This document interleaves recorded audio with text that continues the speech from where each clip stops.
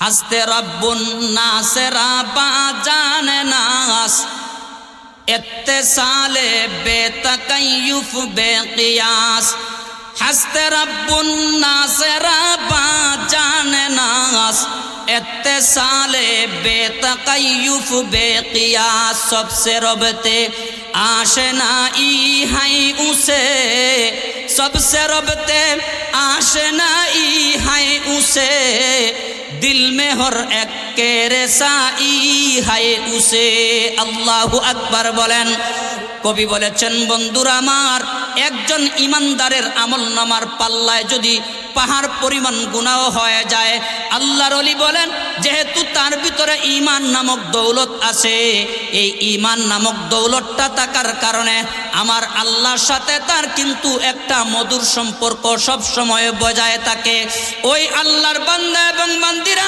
পাহাড় পরিমাণ গুনাহ নিয়ে তার গুনাহের অন্যায় বুঝার পরে যখন আমার আল্লাহর দরবারে যখন হাজিরা দিয়া দেয় ওগো রব্বুল আলামিন আল্লাহ পাহাড় পরিমাণ গুনাহ করেছি আল্লাহ মেহেরবানি করে মাফ করে দাও রব্বুল আলামিন বলেন বন্ধু তোমার গুনার পাহাড় যত বড় হবে রে তুমি এই মুহূর্তে জানিয়া নাও তোমার গুনার পাহাড় যত বড় হবে আমি আল্লাহর পক্ষ থেকে মাগফিরাতের সাগর তার চাইতে হাজারো গুণ ওই মুহূর্তে তোমার জন্য বড় হয়ে যাবে এই কারণেই আল্লাহ বলেন ইয়া আইয়ুহাল্লাযীনা আমানু আল্লাহ বলেন হে ঈমানদারেরা তাহলে আমাদের বুঝার দরকার আল্লাহ পাক ঈমানদার কেন বললেন কথা বুঝে আসছে মুসলমান ভাইরা আমার এই ঈমানদার কাহাকে বলে ঈমানদারদের সাথে আমার আল্লাহর কি সম্পর্ক আছে আল্লাহ পাক ঈমানদারদের পরিচয় দিতে গিয়ে আল্লাহ পাক কুরআনুল কারীমের আরেক আয়াতের মধ্যে বলেন আল্লাহু ওয়ালিয়ুল্লাযীনা আমানু জুরে বলেন আল্লাহু আকবার আর একটু জুরে বলেন ভাই আল্লাহু আকবার রব্বুল আলামিন বলেন পৃথিবীর মানুষ এই পৃথিবীর বুকে যাদের ভিতরে আমি আল্লাহ যাররা পরিমাণ ঈমান দান করলাম রে আমি আল্লাহ এই মুহূর্তে ওয়াদা দিয়া বলে দিলাম যার ভিতরে যাররা পরিমাণ ঈমান আছে ওই ঈমানদার ব্যক্তি কিন্তু আমি আল্লাহর বন্ধু ওই মুহূর্তে হয়ে গেছে আচ্ছা আল্লাহ চাইলে তো আমাদেরকে পাপিষ্ট বলতে পারতেন পারতেন কি পারতেন না আজ থেকে 5 বছর আগে কাতিয়া মাদ্রাসায় আমি যখন ছিলাম তখন দারুল উলুম দেওবন্দের সদরুল মুদাররিস আল্লামা সৈয়দ আরশাদ মাদানী দামাত বারকাতুহুমুল আলিয়া উনি মাদ্রাসার বুখারী শরীফের শেষ হাদিসের দর্সের মধ্যে উনি উপস্থিত হয়েছিলেন উপস্থিত হয়ে তিনি ঈমানদারদের ঈমানওয়ালাদের একটা ব্যাখ্যা তিনি দিয়েছিলেন ব্যাখ্যাটা শুনবেন মনোযোগ আছে সবার এই ব্যাখ্যাটা তিনি দিয়েছিলেন এভাবে ময়দানে মাশরে যখন আমরা আল্লাহর দরবারে হাজিরা দিব তখন আল্লাহ পাক ফেরেশতাদেরকে বলবেন ফেরেশতারা তার আমলনামার পার্চা এই মুহূর্তে বাহির করো সুবহানাল্লাহ মুসলমান ভাইরা আমার ফেরেশতারা ওই মুহূর্তে আমলনামার পার্চা ওই মুহূর্তে বাহির করবেন একটা পার্চা বাহির করবেন বাহির করার পরে আল্লাহর সামনে এভাবে দেখাইবেন ওগো রব্বুল আলামিন ওই পারচার ওই মাথা থেকে নিয়া ওই মাথা ওই সাইড থেকে নিয়া ওই সাইড ওই কর্নার থেকে নিয়া ওই কর্নার পর্যন্ত আল্লাহ তার তামাম জিন্দেগীর ওই পারচাটার মধ্যে শুধু গুনাহ আর গুনাহ মানে নেকি বলতে কোনো কিছু নাই নাউজুবিল্লাহ রব্বুল আলামিন বলবেন তাহলে আরেকটা পারচা বাহির করো সুবহানাল্লাহ বলেন আচ্ছা আল্লাহ যদি আমাদেরকে মায়া না করতেন এই পারচার উপরে ফয়সালা করেই তো জাহান্নামে দিতে পারতেন পারতেন কি পারতেন না মুসলমান ভাইরা আমার রব্বুল আলামিন ওই মুহূর্তে ফেরেশতাদেরকে বলবেন ফেরেশতারা রে আরেকটা পারচা টান দিয়া বাহির করো ফেরেশতারা যখন এইভাবে বাহির করবেন ফেরেশতারা বলবেন দয়ার আল্লাহ প্রথম নাম্বার পারচার যেই অবস্থা দ্বিতীয় নাম্বার পারচার কিন্তু একই অবস্থা মানে নেকি নাই রব্বুল আলামিন বলেন ফেরেশতারা আরেকটা পারচা ওই সাইড থেকে তোমরা বাহির করো।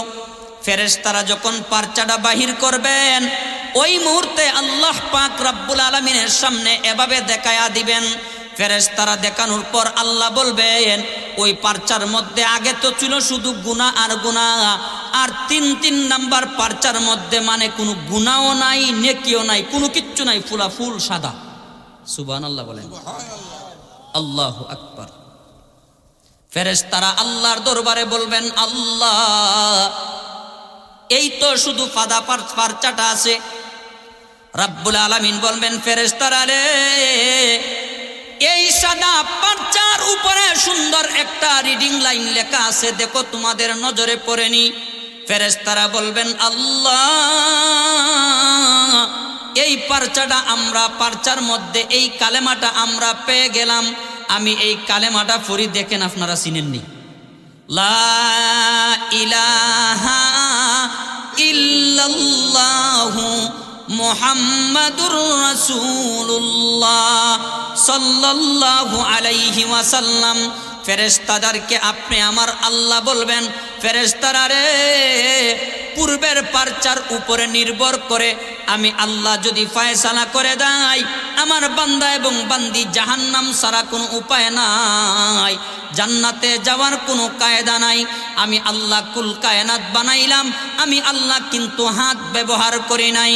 কিন্তু আমার মায়ার বান্দা এবং বান্দি যখন তাদেরকে আমি বানাইলাম, তখন আমি আল্লাহ আমার নিজের কুদরতি চয়েছে, আমি আল্লাহ আমার কুদরতি হাতখানা ব্যবহার করিয়া নাক মুখ চোখগুলা ডইলা ডইলা আমি আল্লাহ নিজের চয়েছে তাদেরকে বানাইছি, জাহান্নামের আগুনে জ্বালাইবার জন্য নয়।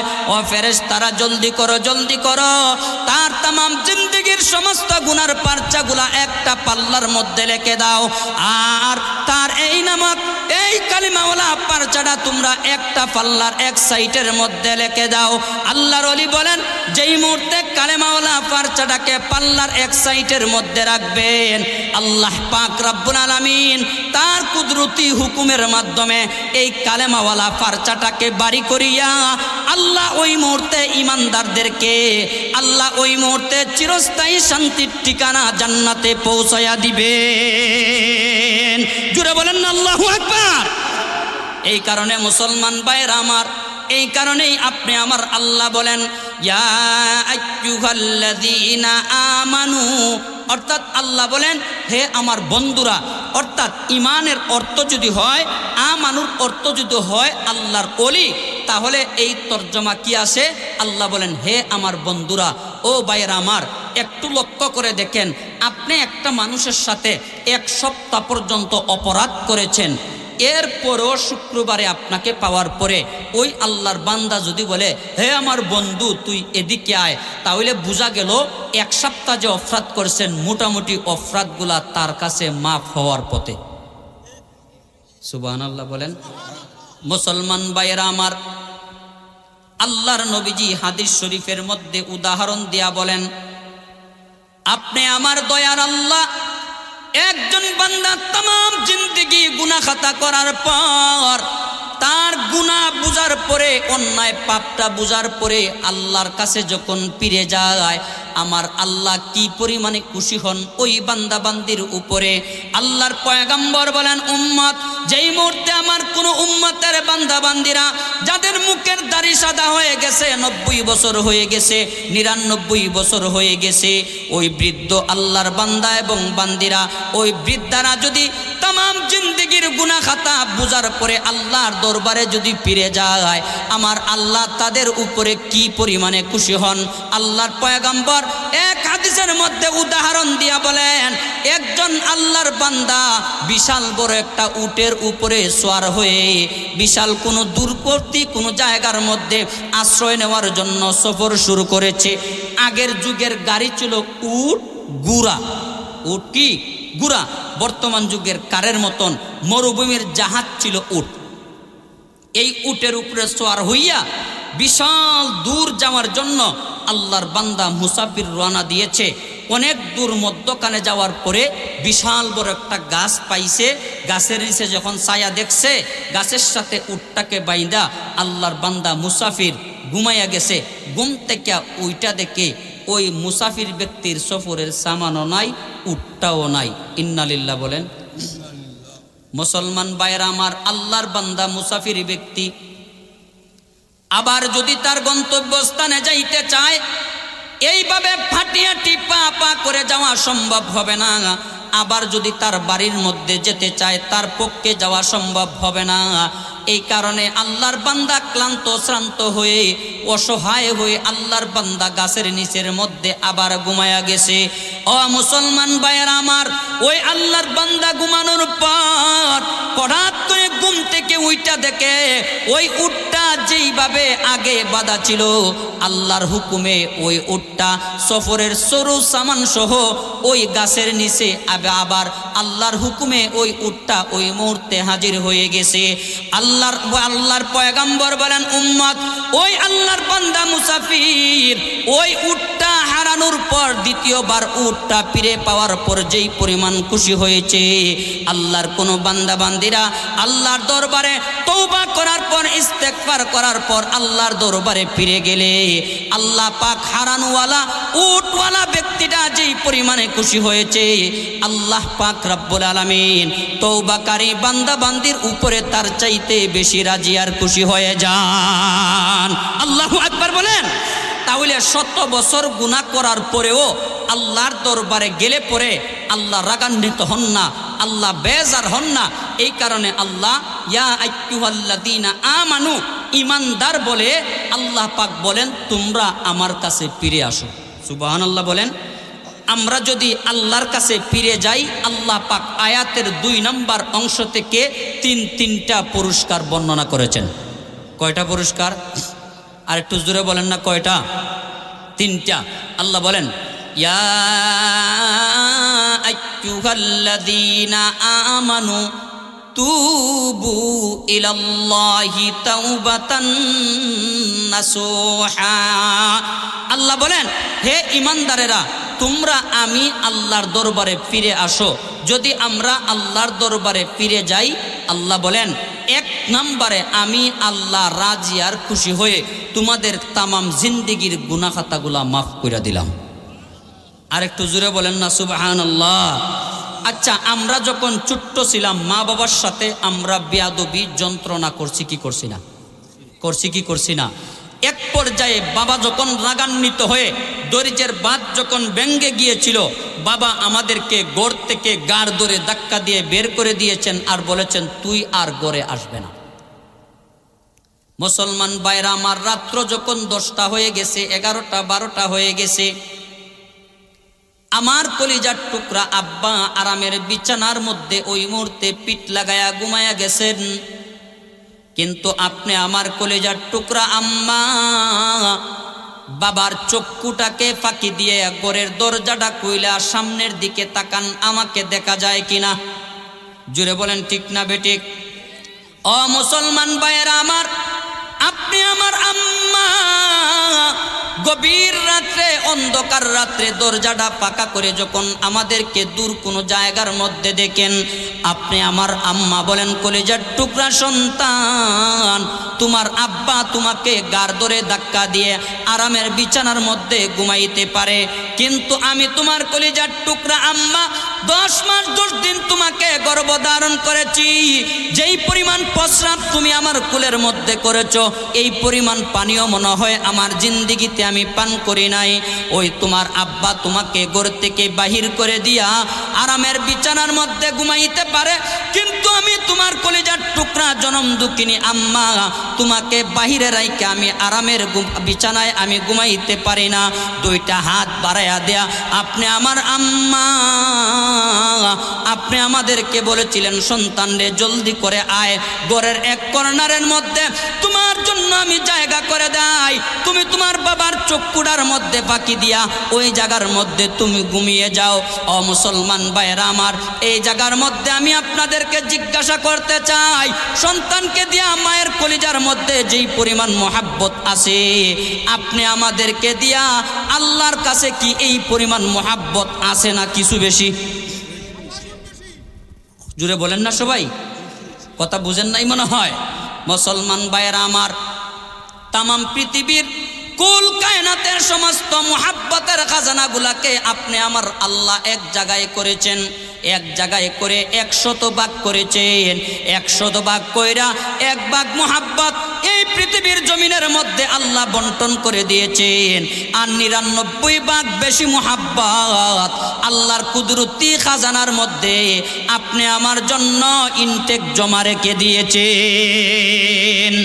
ও মুসলমান ভাইয়েরা আমার, খেয়াল করে দেখেন, বিগত মাঘ মাসের ঠান্ডার রাত্রিতে মা যখন ছোট্ট অবস্থায় আমাদেরকে ডান পাশে ঘুম পাড়ায়া দিতেন, 1 ঘন্টা পরে মা হাত দিয়া দেখেন ডান পাশটা পর্যন্ত আমরা প্রস্রাব করে ভিজিয়ে দিয়েছি। ও কলিজার টুকরা ভাইয়েরা আমার, মা এরপরে আমাদেরকে বাম পাশে ঘুম পাড়ায়া দিয়েছেন। এরপরে 1 ঘন্টা পরে রাত্র অতিবাহিত হওয়ার পরে দেখি আপনি আমার আম্মা দেখেছিলেন বাম পাশটা পর্যন্ত আপনি আমি প্রস্রাব করে ভিজিয়ে দিয়েছি। ওই মুহূর্তে আপনি আমার আম্মা ডান পাশে রাখেন নাই, বাম পাশে রাখেন নাই, বাকি 3 ঘন্টা পর্যন্ত ফজরের আগ পর্যন্ত রাতটা আপনি আমার আম্মা আপনি আমাকে আপনি আমার আম্মার কলিজার উপরে রেখে রাত্রিটাকে অতিবাহিত করেছেন। কথা বলেন ঠিক না বেঠিক? আজকে যারা আমরা বড় হয়ে গেছি, সন্তানের বাবা হয়ে গেছি, আমরা স্ত্রীওয়ালা বউওয়ালা হয়ে গেছি, আজকে যে আমরা আমাদের আম্মা এবং আব্বাকে ঠান্ডার রাত্রিতে অসুস্থ হওয়ার কারণে আমরা যে মেইন ঘর থেকে নিয়ে আমরা বাংলা ঘরের মধ্যে রেখে দেই, আল্লাহর পয়গম্বর বলেন, উম্মত তুমি তোমার মা বাবাকে তুমি তোমার মেইন ঘর থেকে বাইর করে বাংলা ঘরের মধ্যে রেখে দাও নাই, আমার আল্লাহ তোমার নামে যে জান্নাতটা রেখেছিলেন ওই জান্নাতটাকে তুমি তোমার ঘর থেকে ওই মুহূর্তে বাহির করে দিলা। সুবহানাল্লাহ বলেন। নবী আলাইহিস সালাতু ওয়াস সালাম বলেন, ইন্নাল জান্নাতা তাহতা আকদামিল উম্মাহাত। নবীজি বলেন ওই জান্নাত তো আল্লাহ মায়ের পায়ের নিচে সন্তানের জন্য রাখছেন। ও মুসলমান ভাইয়েরা আমার, এই ডান পাশে প্রস্রাব করার পর আবার বাম পাশে প্রস্রাব করার পর আপনি আমার আম্মা কিন্তু আমাদেরকে ইটা দিয়া বাহিরের মধ্যে ফালায়া দেন নাই, একটা দমক পর্যন্ত দেন নাই। এমনকি আমরা যদি প্রস্রাব পায়খানা 4 থেকে 5 বার করে ফেলেছি, আপনি আমার আম্মা 6 নম্বর বার থেকে কুসুম কুসুম গরম পানি দিয়া আপনি আমাকে দৌত করে দিয়েছেন। ও মুসলমান ভাইয়েরা আমার, 100 ভাগ মুহাব্বতের মধ্যে 1 ভাগ মুহাব্বতের আসর আর প্রভাব আপনি আমার মায়ের কলিজার ভিতরে থাকার কারণে 10 বার পায়খানা করার পরে আপনি আমার আম্মা যদি আপনি আমার উপরে বিরক্ত না হন, ঘর থেকে বাহির করে না দেন, তাহলে যেই আল্লাহর কাছে আমাদের জন্য 99 ভাগ বেশি মুহাব্বত আছে, ওই আল্লাহর কুদরতি দরবারে বারবার যখন আমরা গুনাহ করি, অন্যায় করি, পাপ করি, তখন আল্লাহ বলেন, বান্দারে তোমার গুনার সাগর যত বড় হবে, আমি আল্লাহর পক্ষ থেকে মাগফিরাত আর ক্ষমার সাগর ওই মুহূর্তে তোমার জন্য 1000 গুণে বড় হয়ে যাবে। আল্লাহু আকবার বলেন। এই কারণে আমাদের জিন্দেগির গুনাহ খাতা নিয়া আল্লাহর দরবারে চাইতে রাজি আসিনি? একটু জোরে বলেন না, চাইতে রাজি আছি তো ইনশাআল্লাহ? যদি আমরা চাই, আল্লাহ বলেন 1 নম্বরে আমাদেরকে মাফ করে দিবেন। সুবহানাল্লাহ বলেন। 2 নম্বরে আল্লাহ বলেন, আসা রব্বুকুম আইয়ুকাফিরা আনকুম সাইয়্যাতিকুম। আল্লাহু আকবার বলেন। এই জায়গার মধ্যে রাব্বুল আলামিন বলেন, তোমাদের আমল নামায় মনে করো কোনো গুনাহ নাই। কি নাই? গুনাহ নাই। আচ্ছা আপনারা বলেন, এই প্যান্ডালটা যদি খালি হয়, খালি হওয়ার পরে আগামীকাল সকালে সবাই বুঝতে পারবে এই প্যান্ডালের পরিবেশে গত রাত্রে কিছু মানুষ এখানে ছিল। কথা ঠিক না বেঠিক? যদি আমার আমল নামায় যদি নেকি না থাকে আর গুনাহ যদি না থাকে, তাহলে যে কোনো মানুষ হাসরের ময়দানে বুঝতে পারবে দুনিয়ার জমিনের মধ্যে তার আমল নামায় মারাত্মক পর্যায়ের গুনাহ আছে। ও মুসলমান ভাইয়েরা আমার, কেমন দয়াবান আমার আল্লাহ দেখেন।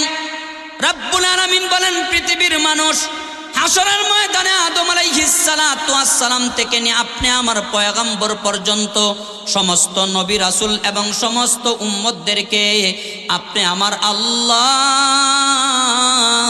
যেই মাঠের মধ্যে দাঁড় করায়া দিবেন, রব্বুল আলামিন বলেন, বন্ধু তুমি যদি তোমার আমল নামাকে তওবার মাধ্যমে যদি ওই মুহূর্তে গুনাহ থেকে ফারেক করে দাও, খালি করে দাও, আমি আল্লাহ যদি তোমার আমল নামার সমস্ত গুনাহ খাতা যদি মাফ করে এই আমল নামার পারচাটাকে যদি আমি আল্লাহ খালি রেখে দেই, হাসরের ময়দানে तमाम উম্মতেরা বুঝতে পারবে তোমার আমল নামার মধ্যে দুনিয়াতে থাকা অবস্থায় গুনাহ ছিল, গুনার ময়লা ছিল। ওই সমস্ত উম্মতের সামনে তোমার চেহারাটা দেখাইতে তোমার লজ্জা লাগবে, লজ্জা লাগবে। এই কারণে আল্লাহ বলেন, বান্দা যেই ব্যক্তি তার तमाम জিন্দেগীর সমস্ত গুনাহ খাতা নিয়া কায়েমুন বাক্যে আমি আল্লাহর দরবারে ফিরে আসবে, এক নম্বরে আমি আল্লাহ তার জিন্দেগীর গুনাহ খাতাগুলা মাফ করে দিব। দুই নম্বরে আপনি আমার আল্লাহ বলেন যতগুলা গুনাহ আমি আল্লাহ মাফ করব, প্রত্যেকটা গুনার স্থানের মধ্যে এক একটা নেকি দ্বারা আমি আল্লাহ তাদের আমল নামাকে ভরপুর করে দিব। আল্লাহু আকবার বলেন। কেন আল্লাহ ভরপুর করে দিবেন? তার একমাত্র কারণ হলো পৃথিবীর ইতিহাসে কোনো উম্মত যাতে বুঝতে না পারে আপনি আমার আমল নামায় কোনো গুনাহ ছিল। মুসলমান ভাইয়েরা আমার, এরপরে আমল নামার মধ্যে কোনো গুনাহ নাই। দুই নম্বরে আমল নামার মধ্যে শুধু নেকি আর নেকি। ও মুসলমান ভাইয়েরা আমার, এরপরে তিন নম্বরে পুরস্কার আল্লাহ বলেন ওয়ায়ুদখিলাকুম জান্নাতিন তাজরি মিন তাহতিহাল আনহার। আল্লাহ বলেন বান্দারে তোমার আমল নামার মধ্যে কোনো গুনাহ নাই। দুই নম্বরে তোমার আমল নামার মধ্যে শুধু আর নেকি আর নেকি। আল্লাহ পাক রব্বুল আলামিন বলেন ওই দিনে বা ওই রাত্রিতে তওবা করার পর যদি তোমাদের মৃত্যু হয়ে যায়, মালাকুল মউত আজরাইল যদি তোমাদের সাথে সাক্ষাৎ করে তোমাদের রূহটাকে যদি আমি আল্লাহর কুদরতি দরবারের মধ্যে যদি হাজির করিয়া দেয়, আমি আল্লাহ ওয়াদা দিলাম রে ওই দিনে বা ওই রাত্রিতে তোমাদেরকে কবরে রাখার সাথে সাথে আমি আল্লাহর পক্ষ থেকে তোমাদের কবরের সাথে ওই মুহূর্তে নগদ জান্নাতের সম্পর্ক কায়েম হয়ে যাবে। জোশ মে আ জু দরিয়া রহম কা, জোশ মে আ জু দরিয়া রহম কা, গবরে সদ সালাহু ফাখর আউলিয়া, গবরে সদ सालाहू फाखर औलिया, हद से अब तर हो गया है हाल मुझ पतकार का, कर मेरे इमदाद अल्लाह वक्त है इमदाद का। अल्लाहु अकबर बोलेन। ओ मुसलमान भाइरा आमार, আপনি আমার আকাবির পীর আউলিয়া গাউস কুতুবগণ যখন শেষ রাতে আল্লাহর দরবারে যখন তারা হাজিরা দিতেন তখন দুইটা হাত বাড়াইয়া আল্লাহর দরবারে ওই মুহূর্তে বলতেন হদ সে আবতর হো গিয়া হে হালে মুজবত কার কা, হদ সে আবতর হো গিয়া হে হালে মুজবত কার কা, কর মেরে ইমদাদ আল্লাহ ওয়াক্ত হে ইমদাদ কা। আল্লাহ तमाम জিন্দেগীর গুনার বোঝা মাথায় নিয়া শেষ রাতে আল্লাহ মকবুল টাইমের মধ্যে আল্লাহ আপনার দরবারে হাজিরা দিলাম গো, আল্লাহ মেহেরবানি করে মাফ করে দাও, আপনার কুদরতি কুলের মধ্যে উঠায়া নাও। ওই মুহূর্তে আল্লাহর কুদরতি আশক এবং প্রেম ভালোবাসার সাগরের মধ্যে এমন ভাবে ঢেউ উঠে যাইত, 100 বছরের পাপীরা যখন আল্লাহর দরবারে তার 100 বছরের পাপ নিয়ে যখন মাপ চাইতো, আল্লাহ পাক রব্বুল আলামিন তার 100 বছরের গুনাহ মাফ করে ওই মুহূর্তে আল্লাহ তার মায়ার কুদরতি কুলের মধ্যে উঠাইয়া নিতেন। এই কারণে আপনারা বলেন তো দেখি, যেই সমস্ত আল্লাহর বান্দারা আল্লাহর কাছ থেকে 4 পত্র নিয়েছিলেন ওই আল্লাহ কি এখনো অবস্থায় আসেননি না কোনো পরিবর্তন হয়েছেন? এই দয়া জমিনের উপরে আসেনি না নাই? ও ভাই, যেই পরিমাণ গুনাহ করি এই পরিমাণ গুনার শাস্তি যদি নগদ আল্লাহ নাজিল করতেন আজকে স্ব অবস্থায় আজকে আমরা পৃথিবীর জমিনের মধ্যে এইভাবে থাকতে পারতাম না। 2 নম্বর কারণ, আমরা যখন আল্লাহর দরবারে দোয়া করি আমরা মনে করি কি, আরে ভাই দোয়া তো করলাম, দোয়াটা তো কবুল হইল না। এই কথা বলি কি বলি না? দেখেন, একটা গুরুত্বপূর্ণ কথা আমি আপনাদেরকে বলি, যত দোয়া করি সমস্ত দোয়া আল্লাহর দরবারে হাজির হয়ে যায়। সুবহানাল্লাহ। আর একটু জোরে বলেন না সুবহানাল্লাহ। এখন আপনারা বলবেন যে দোয়া যদি হাজির হয় দোয়ায় কাজ হয় না কেন? মুসলমান ভাইয়েরা আমার, সমস্ত দোয়াগুলাকে আল্লাহ পাক এক জায়গার মধ্যে জমা কইরা রাখেন। আর জিন্দেগিতে চলার পথে যখন যেই দোয়াটা লাগে আল্লাহ তার আরশ থেকে ওই দোয়াটাকে আপনি আমার চলার জিন্দেগির মধ্যে আল্লাহ তাআলা বাস্তবায়ন করে দেন। উদাহরণ দেই আমি, বসুন্ধরা মাদ্রাসার একজন মুফতি সাহেব হুজুর আছেন, আল্লামা মুফতি আমার নামে সুহাইল আহমদ হুজুরের নামের সাথে আমার নামটা মিল থাকার কারণে আল্লাহ যেন হুজুরের মতো আমাকেও যেন কবুল আর মঞ্জুর করে বলেন, কবুল আর মঞ্জুর করেন, সবাই বলেন আমিন। হুজুর উলামায়ে কেরামদের সামনে খুসুসি একটা বয়ানের মধ্যে হুজুর বলেন যে সমস্ত দোয়া আল্লাহর দরবারে যায়, কিন্তু কোনো কোনো দোয়া নগদ কবুল হয়, কোনো কোনো দোয়া বাকিতে কবুল হয়। তাহলে বাকিতে কেন কবুল হয়? যেমন আমি দোয়া করলাম, আল্লাহ সে আমারে কষ্ট দিছে, তার মাথাটারে ফাটাই এলাম, দোয়া করি না? আল্লাহ কিন্তু সাথে সাথে অ্যাকশন ঘটাইয়া মাথাটারে ফাটান না, বরঞ্চ আল্লাহ পাক পরবর্তীতে দোয়াটারে কাজে লাগাইয়া যেই টাকাটা আপনি তার কাছ থেকে পাইতেছিলেন অথবা যেই পরিমাণ টাকা আপনার ক্ষয়ক্ষতি করেছে তার থেকে 3-4 ডাবল গুণ বাড়াইয়া আল্লাহ তাকে আপনার উপকারী হিসাবে কবুল আর মঞ্জুর করে নেন। আচ্ছা, এমন হয় কি হয় না? আচ্ছা, এবার হুজুর বলেন যে দেখেন কিভাবে দোয়া সময় মতো জিন্দেগির চলার পথে কাজে লাগে। হুজুর বলেন যে চিটাগাং থেকে ঢাকার উদ্দেশ্যে আমি বাসে উঠছি। কোন জায়গায় উঠছেন? বাসে। কোন জায়গার উদ্দেশ্যে? ঢাকার উদ্দেশ্যে। বিশ্ব রুটের মধ্যে যখন গাড়িগুলা ড্রাইভাররা দৌড়ায় তখন একে অপরের সাথে প্রতিযোগিতা করে। প্রতিযোগিতায় বোঝা যায় আজরাইলে তাদেরকে খুঁজে না, তারা আজরাইলে খুঁজতেছে। কথা বলেন ঠিক না বেঠিক? এখন কথা হইল, হুজুর বলেন যে আমি যখন ঢাকার উদ্দেশ্যে রওনা দিলাম তখন মাঝপথে আসার পরে হঠাৎ করে আমার চোখের মধ্যে ঘুম লাগিয়ে গেছে। কি লাগছে? ঘুম। প্রায় 1 থেকে 1.5 ঘন্টা পরে হঠাৎ করে একটা জাকি লাগলো বাসের মধ্যে। আমি ঘুম থেকে জাগ্রত হয়ে গেলাম, দেখলাম আমার আগের সিট পর্যন্ত যারা ছিল একজনও তাদের জায়গায় ঠিক নাই। প্রত্যেকটা মানুষ অ্যাক্সিডেন্টের কবলে পইরা আক্রান্ত হয়েছে, কিছু মানুষ ইন্তেকাল পর্যন্ত করেছে। ইন্না লিল্লাহ বলেন। বাসের মধ্যখানে যে রাস্তাটা আছে রক্তের বন্যা ওই বাসের মধ্যখান দিয়ে বাইসা যাইতেছে। বাসটা নিয়ন্ত্রণ হারিয়ে যাইয়া কারেন্টের পিলারের সাথে লাগছে। লাগার পরে এমনভাবে অ্যাক্সিডেন্ট করছে, হুজুর বলেন আমার সিটের আগ পর্যন্ত কেউ স্বাভাবিক নাই, মর্মান্তিকভাবে কেউ মৃত্যুবরণ করেছে, কেউ মারাত্মক পর্যায়ের জখম হয়েছে। এরপরে হুজুর বলেন যে আমার কোনো কিছুই হয় নাই। তার একমাত্র কারণ হলো আমি যখন গাড়িতে উঠেছিলাম দোয়া পড়ে উঠেছিলাম। আমি যত দোয়া আল্লাহর দরবারে করেছি সব তো আমার আল্লাহর কাছে জমা আছে। আজকে যখন অ্যাক্সিডেন্ট হয়েছে আমার দোয়ার ভান্ডার থেকে একখানি দোয়া আল্লাহ ওই জায়গার মধ্যে লাগাইয়া আল্লাহ আমি গুনাহগারকে প্রাণ ভিক্ষা দিয়া আল্লাহ আমাকে সুস্থ সবল অবস্থায় ফিরিয়ে দিয়েছেন। জোরে কন্যা সুবহানাল্লাহ। এই কারণে দোয়া কইরা আর কোনোদিন তাড়াহুড়া করবেন তা কবুল হয় না কেন, কবুল হয় না কেন? দোয়া আল্লাহর দরবারে যায় কিন্তু সময় মতো ওই দোয়াটা কবুল আর মঞ্জুর হয়। একদিন আমি মাদ্রাসায় পড়ি, নাহবে মির জামাতো পড়ি, এক বেচারায় আমার মাধ্যমে মাদ্রাসাতে আইসা একটা খতম পড়াইছে, খতমে নুস। কি নুস? আমরা খতম পড়াই না? আচ্ছা, খতম পড়াইয়া বেচারায় 5,000 টাকা দিয়া গেছে।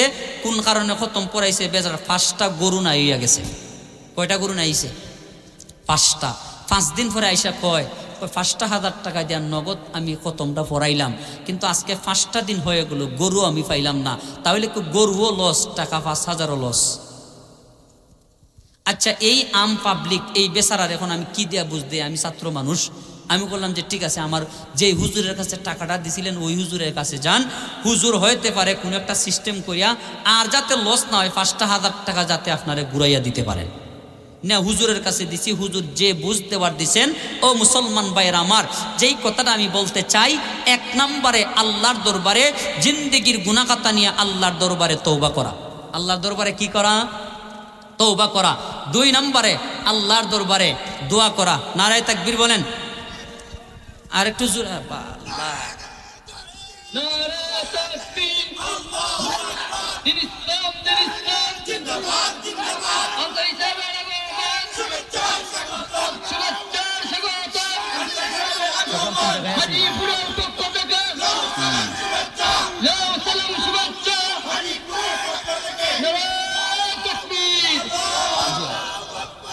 যাই হোক আরে বেটা রাখ রে বাবা রাখ, শেষ নি শেষ, হ্যাঁ এই অত সময় শেষ, মাত্র 1.5 মিনিট হইল না মিয়া, তোমার জোর শেষ আনসার হিসাবে দেখিয়া। আর আমি আনসার হিসাবের জন্য সারা বছর আমরা লাভ হয়, আর তুমি মাত্র 1.5 মিনিট। যাই হোক আরে একটা না, আচ্ছা শুনেন, এখন হুজুর বাস বাস চলো, আলহামদুলিল্লাহ, সবাই আলহামদুলিল্লাহ বলেন। এই যে নক্ষত্র আপনাদের সামনে আসছেন, আপনারা খুশি নি? সবাই বলেন খুশি নি আপনারা? আজকে যেই মাহফিলটার আয়োজন করেছেন, যে সুন্দর করে ভাই সাহেব সেটিংটা চলছে, একজন বক্তাও আলহামদুলিল্লাহ 5 মিনিট পর্যন্ত এদিক সেদিক হইছে না। আচ্ছা এদিক সেদিক হইছে? এদিক আমার জানা মতো এদিক সেদিক হয়েছে না। প্রত্যেকেই আলহামদুলিল্লাহ টাইম মতো উপস্থিত হয়েছেন। আলহামদুলিল্লাহ সার গর্ব আল্লাহর কালাম থেকে তাফসির পেশ করেছেন। আমি দোয়া করি যেই সমস্ত কলিজার টুকরা বাইরা এই মাহফিলটাকে কষ্ট করে আয়োজন করেছেন, আল্লাহ পাক প্রত্যেকের এই আয়োজনকে আল্লাহ যেন কবুল আর মঞ্জুর করেন।